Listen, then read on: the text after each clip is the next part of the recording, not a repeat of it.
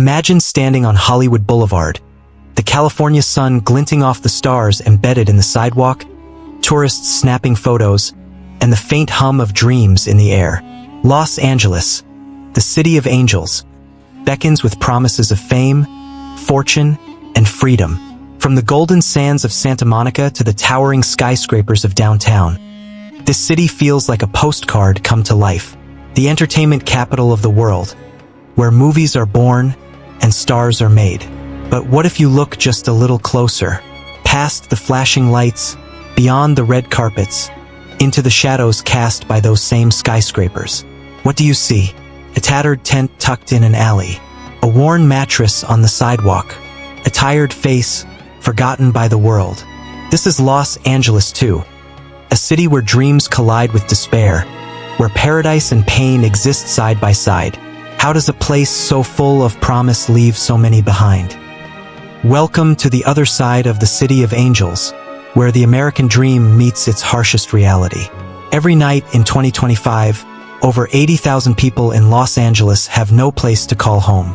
That's not just a statistic. It's a sea of human lives, each with a name, a story, a heartbeat.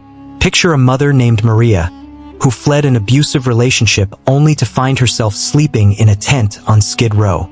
Or James, a veteran who served 2 tours overseas, now curled up under a freeway overpass, his medals tucked away in a plastic bag. Or Sarah, a teenager who should be worrying about prom but instead wonders where she'll sleep tonight. According to the Los Angeles Homeless Services Authority LAHSA, in 2025, the homeless population has surged by 6% since last year, pushing the crisis to new heights. Over 50,000 of these individuals live unsheltered, on streets, under bridges, in abandoned lots, exposed to the elements, to danger, to despair. Why is this number climbing? Why, in a city that sparkles with wealth, are so many left in the dark? Walk through downtown LA, and you'll feel the collision of two worlds. On one side, sleek sports cars zip past glass towers, and trendy restaurants spill laughter onto the streets. Just steps away, rows of weathered tents line the sidewalks, their occupants invisible to the bustling city. Skid Row, a 50-block area, is home to over 6,000 people in 2025, a number that's grown by 10% in just 2 years. The air here carries the sharp sting of urine, the weight of uncollected trash, and the echoes of nighttime cries. It's not just poverty. It's a humanitarian emergency unfolding in plain sight. Can you imagine living where your only roof is a tarp, your only safety a prayer? Skid Row isn't alone. Head west to Venice Beach, where surfboards and sunsets once defined the vibe. Now, tents stand shoulder to shoulder with beach umbrellas. Tourists snap selfies while stepping over sleeping bags. The contrast is jarring. How can a place so beautiful feel so broken? This crisis isn't confined to one neighborhood. It seeps into every corner of Los Angeles. In Echo Park, where families once picnicked, encampments have taken root. In 2021, authorities cleared hundreds of homeless residents from the park, promising solutions. By 2025, many of those same people are back, scattered to other streets, their problems unresolved. Hollywood, the land of dreams, is no exception. Behind the iconic Hollywood sign, dozens of tents dot the hills. Picture walking the Walk of Fame, stars beneath your feet, while someone nearby clutches a cardboard sign that reads, "Anything helps." Train stations, churchyards, freeway underpasses. Every inch of the city has become a battleground for survival. How does a place so famous for creating happy endings let so many stories end in tragedy? The causes of Los Angeles's homelessness crisis are as layered as the city itself. Skyrocketing housing costs are at the heart of it. In 2025, the median rent for a one-bedroom apartment in LA hovers around $2,500 a month, an impossible figure for those earning minimum wage or living on fixed incomes. You'd need to work nearly 3 full-time minimum wage jobs just to afford that rent without spending more than 30% of your income on housing, the federal benchmark for affordability. Add to that a shortage of affordable housing units. LA is short by more than 500,000 homes affordable to low-income residents, and the math becomes impossible for thousands. The gap between wages and rent is not shrinking, it's widening. For many, one missed paycheck, one medical emergency, or one rent hike is enough to push them from stability to the streets. But housing isn't the only factor. The mental health crisis has deep roots here. Decades of underfunded mental health services have left thousands without the treatment they need. Walk down any block in Skid Row, and you'll see the visible signs. People talking to themselves, pacing aimlessly, or lost in a haze of untreated illness. The 2025 count shows that nearly 30% of LA's homeless population struggles with severe mental illness. Pair that with addiction, particularly the explosion of fentanyl use, and survival becomes a daily gamble. Overdose deaths among LA's homeless hit a record high in 2024, claiming more than 1,500 lives. Fentanyl, 50 times stronger than heroin, is now found in nearly every street drug, making even casual use potentially deadly. The pandemic's shadow still lingers. COVID-19 didn't just bring illness. It brought job losses, evictions, and economic freefall for countless Angelenos. Emergency protections like eviction moratoriums provided temporary relief, but when they expired, thousands found themselves without a safety net. In some neighborhoods, entire encampments formed almost overnight as families were forced from their apartments. These aren't just individuals who failed in life. Many are people who once had stable jobs, homes, and plans for the future. A cook who lost his job when restaurants closed. A hotel housekeeper laid off when tourism collapsed. A rideshare driver whose car was repossessed when she couldn't keep up with payments. Los Angeles has responded, but the solutions often feel like trying to empty the ocean with a teaspoon. The city spends billions each year on homelessness, with initiatives to build shelters, expand outreach, and create permanent supportive housing. Yet the process is slow. Construction costs in LA are among the highest in the nation, and bureaucratic delays mean that projects often take years to complete. Meanwhile, more people fall into homelessness faster than housing can be built. In 2025, despite record spending, the unsheltered count still rose. That reality forces the city into a cycle of triage. Clearing encampments, providing temporary shelter beds, then watching as the same people return to the streets days or weeks later. And then there's the human cost, which can't be measured in budgets or statistics alone. Every tent represents a story. Some are filled with hope.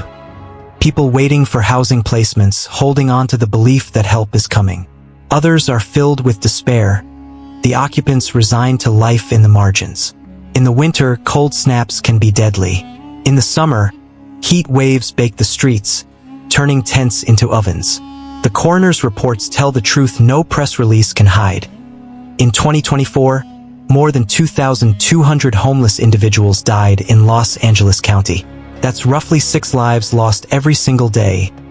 Lives that could have been saved with stable housing, medical care, and compassion. Children feel this crisis in ways adults can't fully understand. A 9-year-old trying to do homework by flashlight in a shelter.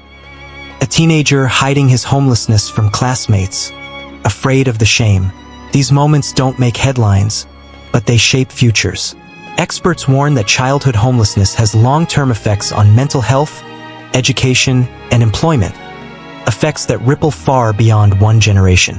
In Los Angeles, thousands of children face these challenges right now, their potential dimmed not by their abilities, but by their circumstances. If you drive along the 101 freeway at night, you'll see the blue glow of tents tucked beneath overpasses. In some spots, they're packed so tightly it's hard to see the concrete. Clotheslines strung between chain-link fences. Small campfires glowing in the distance. The hum of traffic above mixes with the murmur of human voices below. This is a city within a city, a community built out of necessity, resilience, and survival. People here share what little they have. A blanket, a bottle of water, a watchful eye while someone sleeps. And yet, danger is never far away. Assault, theft, fires. Every day brings new risks. For women, the threat is doubled. Many homeless women report experiencing violence on the streets, often multiple times. Sleeping alone is a gamble. Sleeping in groups can be safer, but it comes with its own challenges. Health is another shadow cast over LA's homeless population. Living without shelter accelerates illness. Simple infections can become life-threatening without treatment. Chronic conditions like diabetes or hypertension spiral out of control without regular care or refrigeration for medication. The city has mobile clinics, but they can't keep up with demand. For those with mental illness, consistent treatment is rare. Some refuse help out of mistrust or fear. Others simply have no access to it. On Skid Row, you'll see people with bandaged limbs, untreated wounds, or visible signs of severe mental distress. Each face tells a story of neglect, not just by society, but by the systems meant to protect them. Law enforcement's role in this crisis is complex and controversial. Encampment sweeps are a common tactic, with city crews clearing tents and belongings to clean up public spaces. Officials say it's about safety and sanitation.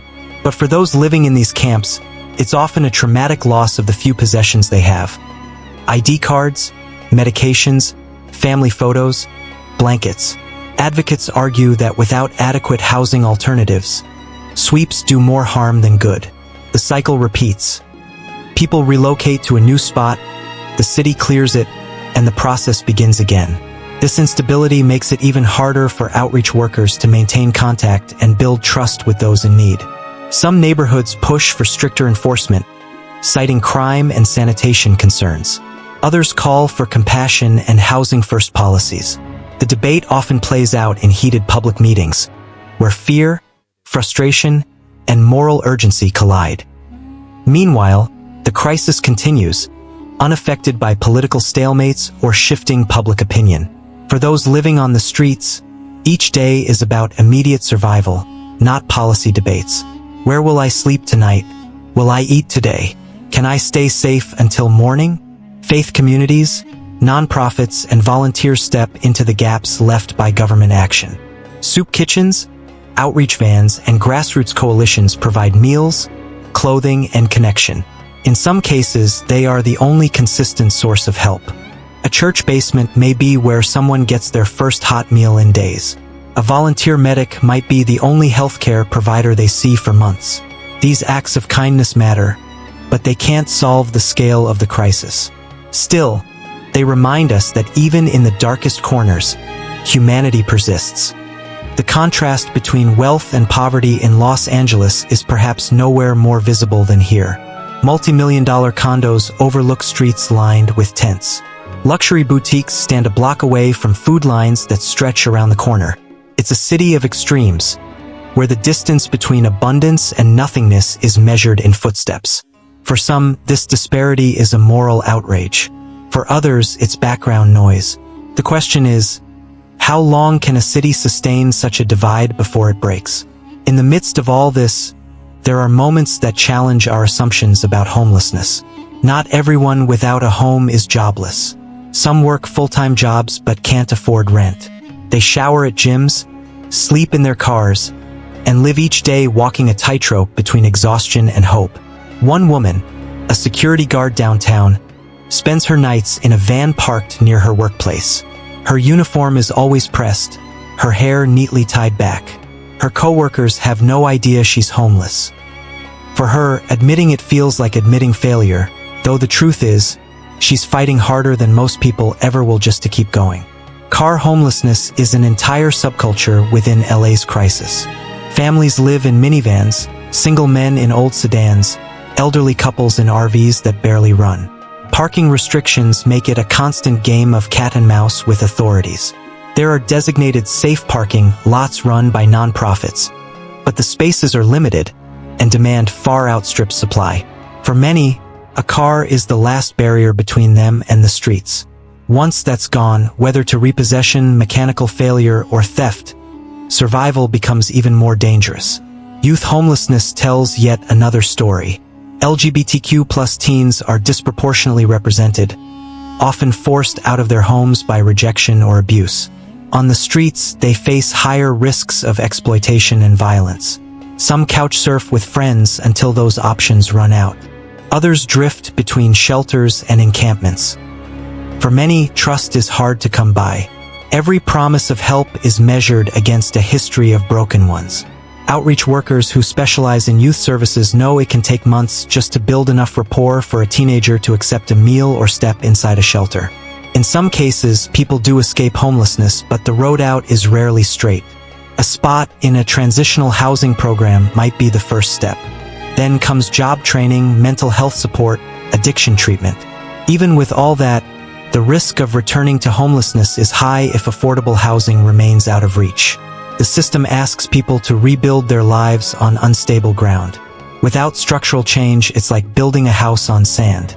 The visibility of homelessness in Los Angeles can numb the senses. For residents, it becomes part of the landscape. Tents at freeway exits, shopping carts piled high with belongings, makeshift shelters in vacant lots. The danger is that familiarity can breed indifference. The roots of this crisis run deep, tangled in a system that's been fractured for decades. Let's start with the cost of living. In 2025, renting a modest one-bedroom apartment in Los Angeles averages $2,800 a month, a price that swallows entire paychecks. Even a full-time job at $20 an hour leaves you scrambling to make rent. For the 25% of LA's homeless who are employed, this math doesn't add up. Then there's the housing shortage. Over the past 40 years, the city has built fewer than half the affordable units needed to keep up with demand. Zoning laws, sluggish bureaucracy, and not in my backyard, NIMBY, attitudes from residents block new projects. Everyone agrees homelessness is a problem, but few want shelters or affordable housing near their homes. Isn't it strange that a city so rich in resources can't find space for its most vulnerable? Gentrification adds fuel to the fire. Neighborhoods like Boyle Heights and Koreatown are transforming, with old homes flipped into luxury condos and corner stores replaced by artisanal coffee shops. Longtime residents, many of them low-income, are pushed out, unable to afford skyrocketing rents. In 2025, LASA reports that 15,000 people became homeless due to evictions tied to gentrification, a 12% increase from 2023. But housing isn't the only issue. Mental health and addiction are silent epidemics driving people to the streets. Nearly 30% of LA's homeless population, over 24,000 people, struggle with untreated mental illness, not because they refuse help, but because California's mental health system is stretched thin. In 2025, the state has only one mental health bed for every 3,000 residents, a gap that's widened since 2020. Addiction compounds the problem, with 20% of homeless individuals battling substance abuse. Without access to rehab or support, many cycle between the streets and jail. How can we call this a system when it traps people in a loop of suffering? Money is being spent, billions, in fact. In 2025, Los Angeles allocates $1.5 billion annually to tackle homelessness, up from $1.2 billion in 2020. Measure H, a 2017 voter-approved sales tax, funds services like mental health care, job training, and permanent housing. Measure HHH, a $1.2 billion bond, aims to build 10,000 affordable units by 2027. Yet progress crawls. Construction costs have soared 20% since 2020, and red tape delays projects for years. By mid-2025, only 4,200 units have been completed, leaving 60% of the goal unmet. Governor Gavin Newsom's Project Home Key, which housed 6,000 people in hotels during the pandemic, saved lives but faltered when federal funds dried up in 2023. Many of those residents are back on the streets. The Housing First model, giving people homes before addressing addiction or mental health, works in theory, but there simply aren't enough homes. In 2025, LA's housing waitlist tops 90,000, a 15% jump from 2024. Why do we keep treating symptoms instead of curing the disease?